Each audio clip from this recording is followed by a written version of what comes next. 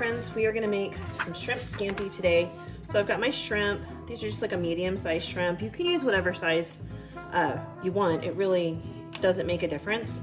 Just make sure that you take the shells out and you clean the nasty stuff out of the shrimp. And then, like I said, mine are medium-sized, so I am just cutting them in half because we want them to be like kind of bite-sized, right? When you go eat shrimp scampi, it's real pretty when they serve the whole shrimp to you, but it's usually too big and it doesn't make for a nice bite. We want ours to fit well in your mouth with some pasta. So I'm just cutting mine right in half, and those will be perfect little bite-sized pieces of shrimp. I'm gonna finish doing this. I've got 1 whole pound of shrimp, and I've got some ziti noodles that we're gonna use. I've got my water already going for those noodles, and we're also gonna need some lemon juice, some garlic, some butter, and some white wine. Of course, if you don't have white wine or don't want to use it, chicken stock is fine as well. Either way, it works just fine. And I'm gonna finish working on these, and then we'll head on to the next step. Okay, I'm almost done with these shrimp. It really doesn't take long. It probably took me, I don't know, 7 or 8 minutes to clean these real quickly and then cut them in half. If you're into making your own stock, these shells make beautiful seafood broth, seafood stock. So pop them in your freezer until you're ready to cook them if that's your thing.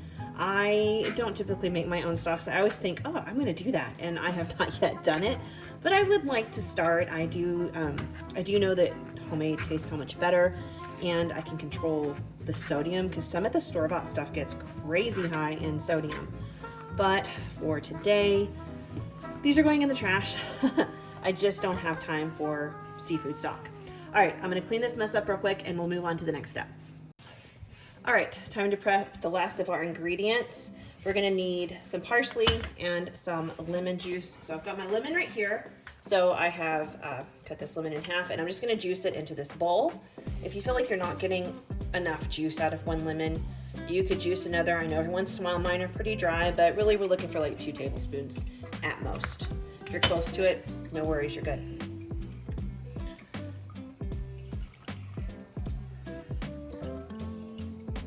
There we go. And now I'm going to go ahead and mince up some parsley. About a 1/4 cup of minced parsley. And I'm just going to chop. Oh, that one exploded. I'm just gonna chop until it's down to like a really fine mince. It only takes, a couple minutes. Just keep going, running your knife through it, and it'll break down. But make sure you have a sharp knife. If your knife is dull, you're just gonna bruise and mash the parsley, and that's not what you want. All right, there we go. Might be a little shy of the 1/4 cup, but close enough. I'm gonna clean this up, turn you guys around, and we're gonna get started cooking. I do want to go ahead and turn the burner on here. And we're gonna start off by putting a little olive oil in our skillet. And I'm also gonna add a little butter. All right, we're just gonna let this melt for a minute, and then we will start adding in layers of flavor. Okay, our butter has melted. We're gonna go ahead and add in some garlic. Now you can use fresh garlic, or you can use the minced garlic in your fridge. I've been cooking with this for a little while because I made this confit garlic, so I'm gonna add in probably about 4, maybe 5 of these garlic cloves. If you're doing fresh, do like 2 or 3.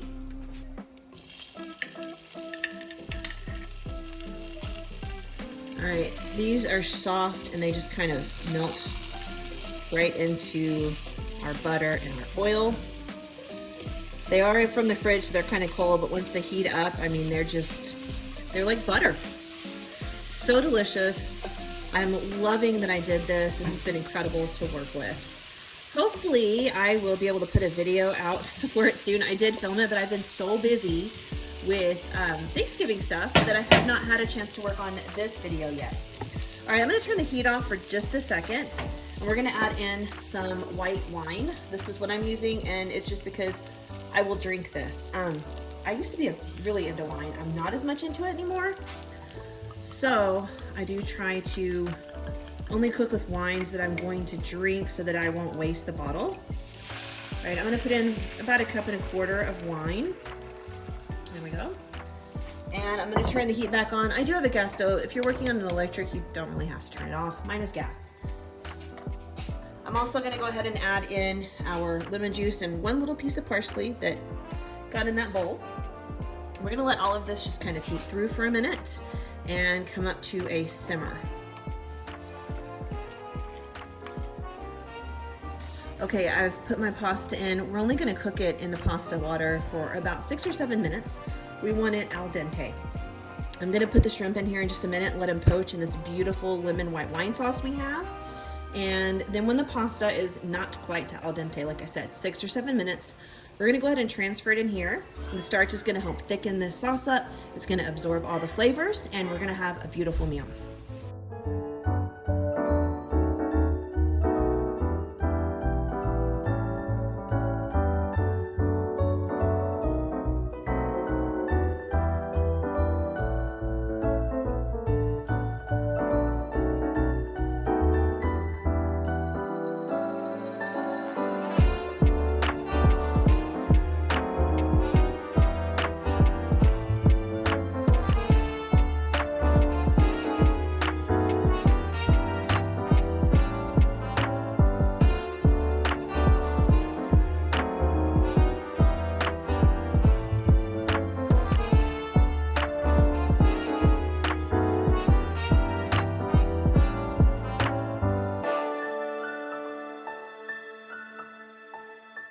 All right, now that I added the noodles in, I cranked the heat up so they're absorbing the last of this, and I'm gonna add in a couple of tablespoons of really cold butter.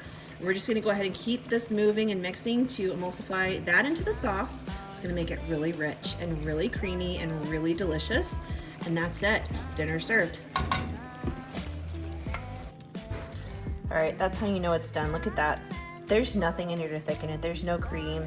The starch from the pasta helped us make this beautiful creamy sauce that has just coated everything in here with deliciousness.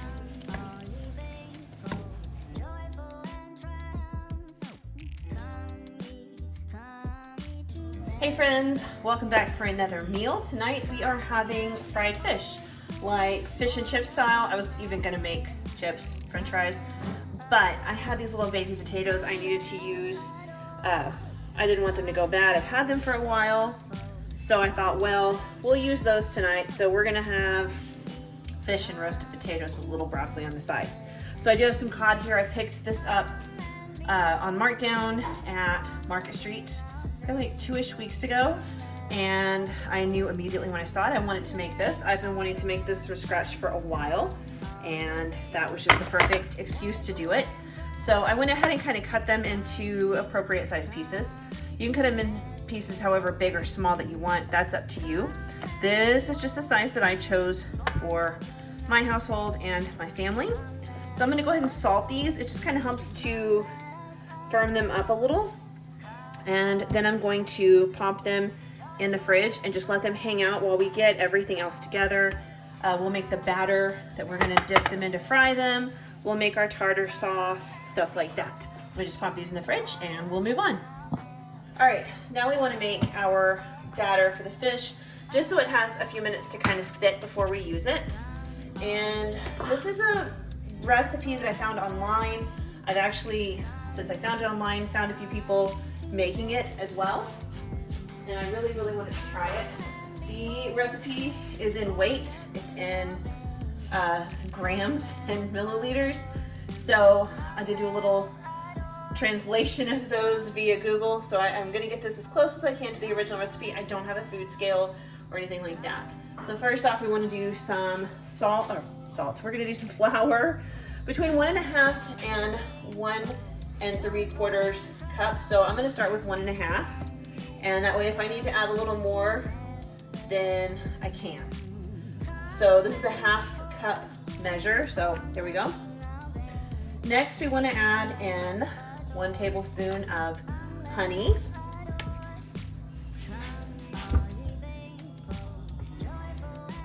There we go. Then we want to toss in a little bit of salt, and we want to put in some pepper.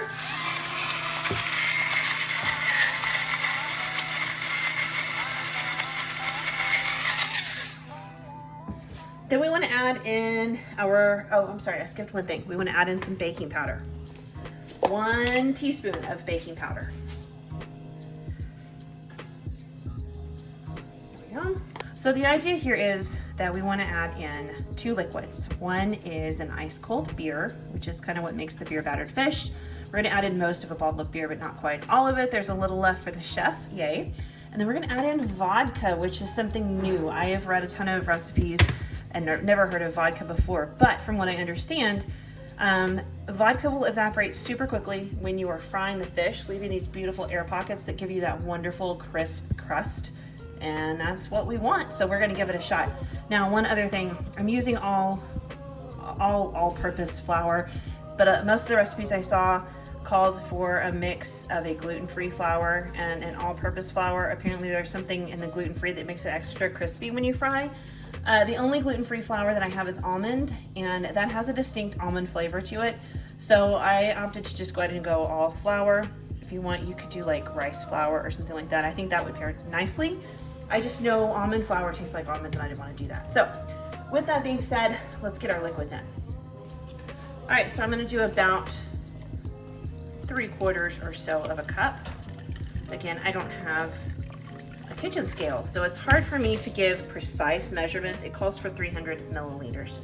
This bottle is almost 2,000 milliliters, it's 1.75. So I'm just guessing here. This is the beer I'm using. This is the beer that we drink, so this is what I have.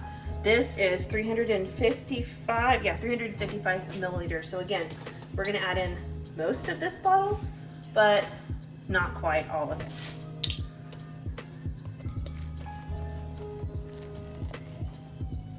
There we go. And then we want to mix this and see how our batter looks, but we don't want to mix it too much. It's going to be a little lumpy and a little clumpy, and that's okay. We want to just kind of let the flour soak up the liquids. We want to give it a minute to do that. So I'm going to kind of just set this off to the side while we do other things and let it just kind of soak all that up, and we'll come back and check on it here pretty quickly. All right, before we start frying the fish, we want to make sure that we have everything ready. My broccoli's in the oven, my potatoes are in the oven, and we want to whip together some kind of sauce. Usually this kind of stuff is served with a tartar sauce, which sounds great actually. That's not something I keep on hand, so I thought, well, we'll make one. And then I thought, it doesn't have to be exactly like the stuff in the jar. We'll add some flavor to it. I've seen people do this a million different ways all over YouTube, so there are a ton of great ideas and things to add to your sauce. It's up to you what you and your family like. I've seen tons of different fresh herbs. I've seen pickles, I've seen onions, I've seen jalapenos. I mean, really, people add all kinds of stuff, so make it your own. For me tonight, I'm gonna start off with some mayonnaise. I'm gonna finish off this open jar. Okay, I ended up going to get some more mayonnaise because I really wanted about a cup and I just didn't have it. To that, I'm gonna add some relish. I'm gonna do a little bit of sweet and a little bit of dill. It's just what I like.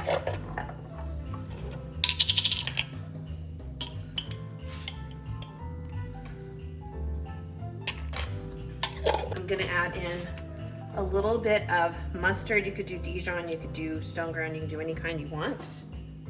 I'm just gonna do about a teaspoon of the stone ground mustard. I had a little bit of parsley left in my fridge. I mean, it's like the end of it. So I minced it up, and I had like 2 green onions left from a bundle that I had left. So I went ahead and minced those up to add in here.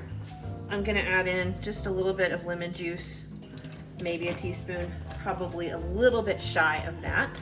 And I've got some capers. I love capers. So I'm gonna go ahead and add some of these in. You can dice them and mince them if you want to. I'm just gonna toss them in like that. I'm probably gonna do pretty close to a tablespoon. There we go. Oh, this one has a stem on it.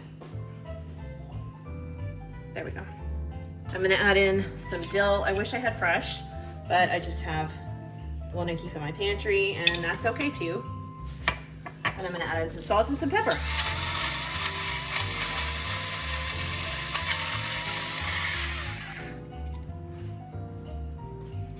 And then we're gonna mix.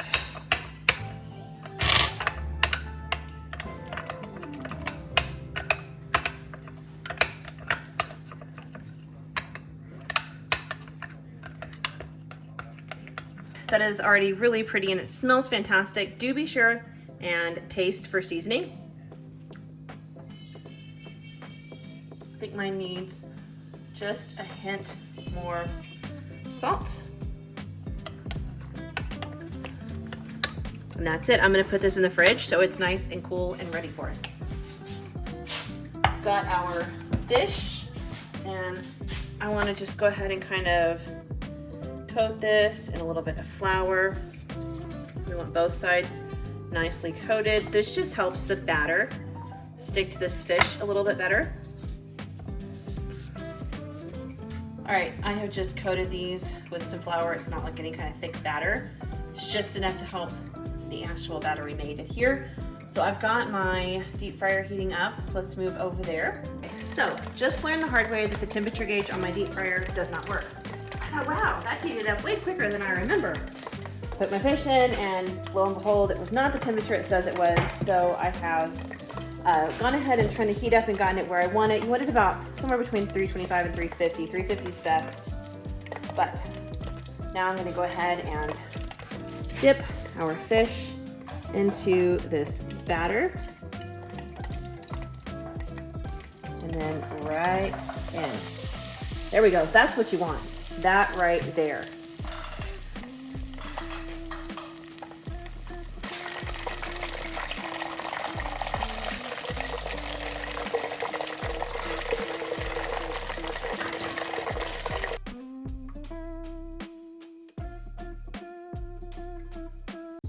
All right, friends, for whatever reason, my microphone quit working for this clip, so I'm having to do a voiceover. Sorry about that. I feel like it's better when I just record as I cook. I feel like the stuff I say is just a lot more useful than when I try to do a voiceover later, because it's kind of in the moment. But I'm gonna have to do a voiceover today. So I'm gonna make some pasta sauce. This is the last recipe in this video. Yeah, it's a little short, I know. Sorry guys, it's Thanksgiving week, so I didn't cook as many meals as I normally do. So this is based off of a recipe that I found online. So I started off with a very generous amount of olive oil in my pan. To it, I added just some sprigs of basil. You could chop it up if you really want to and add it later, but I kind of like the way it infuses in with the oil. I feel like the flavor is just really nice. I also added in some of that confit garlic that I made. I added in quite a lot. I wanted this to be a really nice, bold flavor. I mean, it's roasted garlic, so it's still mellow, but I wanted it to shine a bit. If you're doing fresh garlic, you're probably only going to want to do just maybe 2, possibly 3 cloves of garlic at the most. And as you can see, that confit garlic just melts right into the oil like butter, but we're only going to cook this for just another minute or so just to kind of flavor that oil before we move on to our next step. This is a really simple sauce. To this, we're going to add a 28-ounce can of, I'm using crushed tomatoes. I really like the Muir Glen brand. San Marzano tomatoes are probably the best, but they are double the price of the Muir Glen tomatoes, so I just went with those. If you can do San Marzano tomatoes, I think that's probably the way to go. The flavor is really nice. They are a little sweeter. They taste better out of the can, but again, they're almost $5 at my store, where the Muir Glen, which are a really nice organic tomato, are like $2 and some change. So it's up to you what your price point is. You could even do just store brand, and that's fine. Either way it works, but 28 ounces of tomatoes. And I know this looks like a lot of oil, but guys, just trust me on this one. It's gonna all come together in the end. What we want to do now is just go ahead and let this simmer for a little while. I have some pasta cooking in water. You can see the other burners going right there, and I'm just kind of going to simmer this for a few minutes until the pasta is ready to go, so probably about 6 or 7 minutes. We're not going to cook our pasta all the way through. We're going to finish it in this sauce in just a little bit. We just want to give this a chance to come together, the flavors to meld, the oil to kind of emulsify with the tomatoes. Now this is kind of where the original recipe I saw stopped. They added in some salt and pepper, and that was about it. And I did start it that way, but I tasted of it and I felt like it was missing something.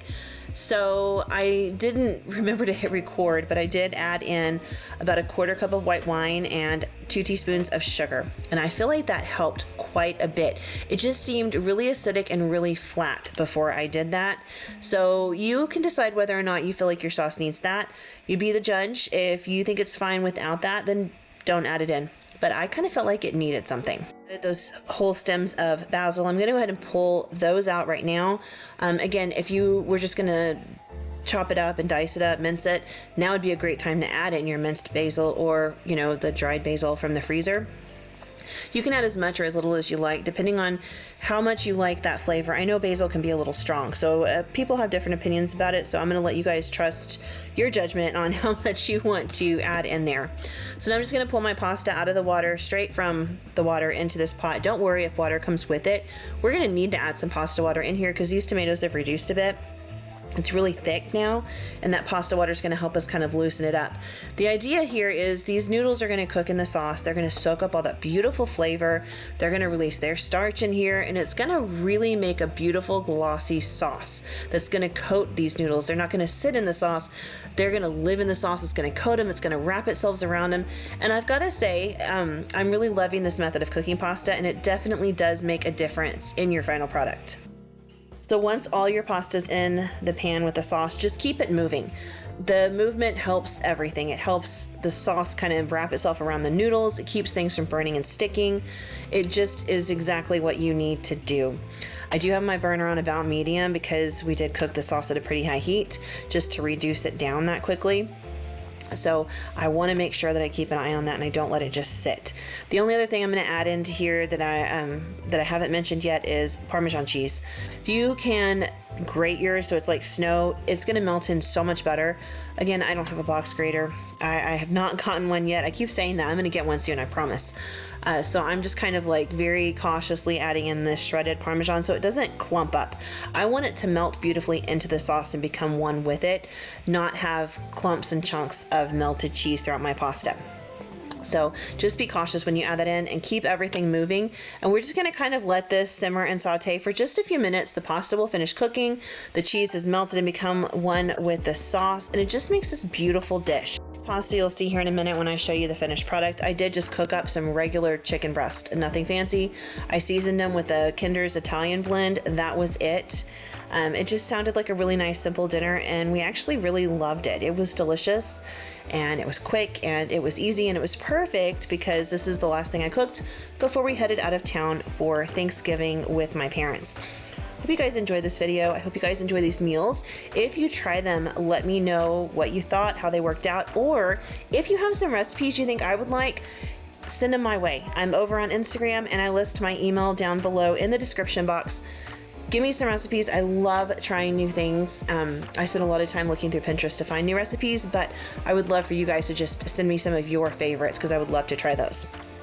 I hope you guys had a fantastic Thanksgiving, and I hope you're having a fabulous weekend.